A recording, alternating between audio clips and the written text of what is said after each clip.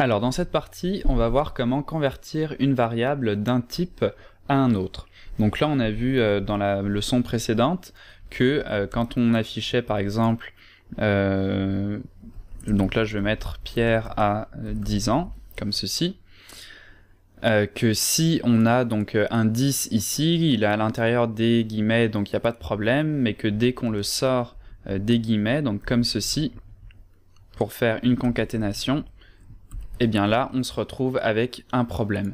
Donc là, quand c'est une phrase ici qui ne contient pas des variables, quand c'est nous qui indiquons explicitement le type de variable qu'on met, bah là, il n'y a pas de problème, on a juste à mettre des guillemets et le problème est réglé. Sauf qu'on n'a pas toujours ce luxe ici de concaténer nos morceaux, si vous voulez, comme ceci. Des fois, il va falloir utiliser des variables, et les variables, c'est pas nous qui allons les définir, forcément, donc on peut se retrouver avec des variables d'un type qu'on ne veut pas. Donc si par exemple on demande l'âge de quelqu'un et que cet âge nous est renvoyé dans une variable qui s'appelle mon âge, donc là on va avoir une variable de type integer et donc on va devoir la concaténer avec des variables de type chaîne de caractères, et pour faire ceci il va falloir utiliser une autre fonction qui va nous permettre à la volée, si vous voulez, de convertir une variable d'un type à un autre.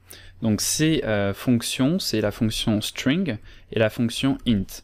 Donc là encore, il n'y a rien de très compliqué, c'est vraiment ce qu'on a vu ici. Vous voyez quand il me dit cannot concatenate string and int objects, ici, j'ai le nom des fonctions qui apparaît, puisque ici j'ai str qui correspond à chaîne de caractères et int qui correspond à int. Donc ces mots ici de 3 lettres sont des fonctions qu'on peut utiliser pour convertir une variable d'un type à un autre. Donc là, si par exemple, je dis mon âge égal, et que cette fois-ci, je lui dis que mon âge est égal à string mon âge comme ceci, donc là j'ai une fonction, et cette fonction, je lui dis d'affecter ma variable. Donc là, ma variable va être affectée par la fonction string, et donc si je fais un print, et que je dis, donc par exemple, Pierre a, que je mets un plus, que je dis mon âge,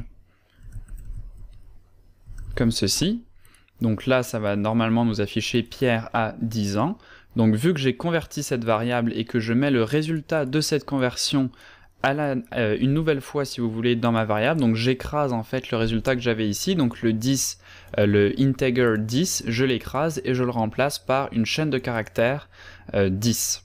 Donc là, si je fais ça, que je sauvegarde et que je relance, cette fois-ci, on a bien Pierre a 10 ans qui s'affiche, on n'a pas de problème puisque cette variable ici est considérée comme une chaîne de caractères, et donc on a 3 morceaux ici qui sont les 3 des chaînes de caractères. Si j'enlève cette ligne ici, donc là je vais faire ce qu'on appelle un commentaire, donc je vais commenter ma ligne, donc on fait ça en mettant un dièse comme ceci. Donc cette technique ici nous permet de ne pas exécuter une ligne sans avoir à la supprimer. Donc juste le fait de mettre un petit dièse comme ça, vous voyez que ma ligne au complet devient grisée et donc elle ne va pas être exécutée. Donc c'est la même chose que si je supprimais cette ligne.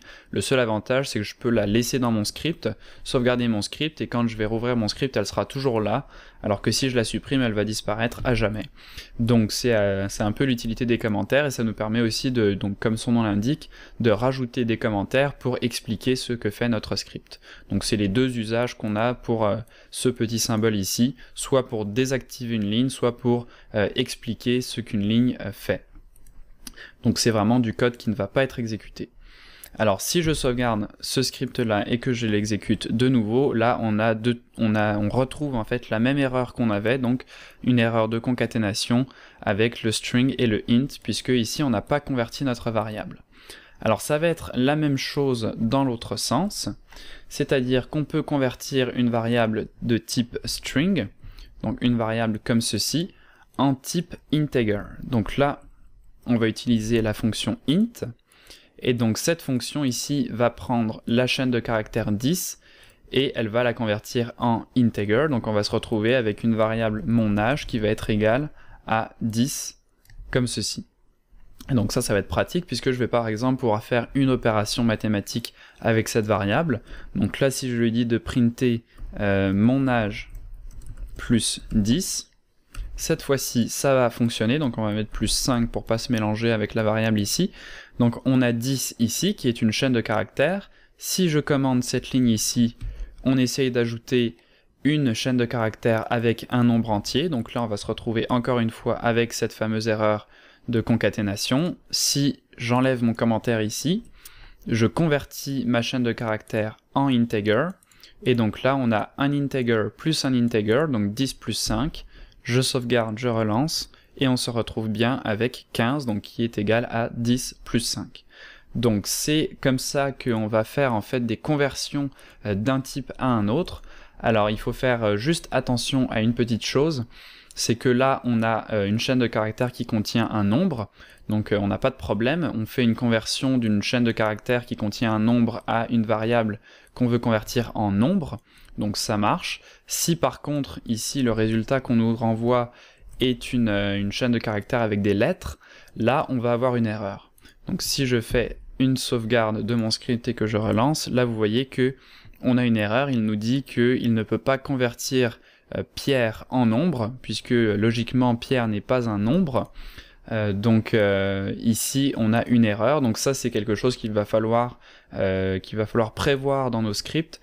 Il faut jamais, en fait, c'est quelque chose qu'on dit souvent, qu'il ne faut jamais faire confiance à l'utilisateur, puisque si par exemple dans un programme on demande l'âge de l'utilisateur et que au lieu de taper des nombres, il nous renvoie son nom par exemple, et bien là, si on prévoit pas ce cas de figure, notre script va planter. Donc il y a différents moyens de prévoir ces cas de figure, on aura l'occasion d'y revenir dans d'autres parties.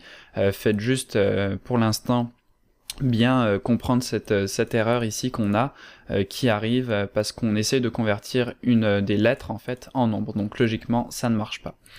Donc voilà pour cette partie sur la conversion des variables d'un type à un autre. On va utiliser ça très souvent, c'est assez pratique et ça se fait très facilement dans Python comparativement à d'autres langages où des fois c'est un petit peu plus compliqué. Donc vous avez de la chance, dans Python c'est assez simple. Donc voilà pour cette partie.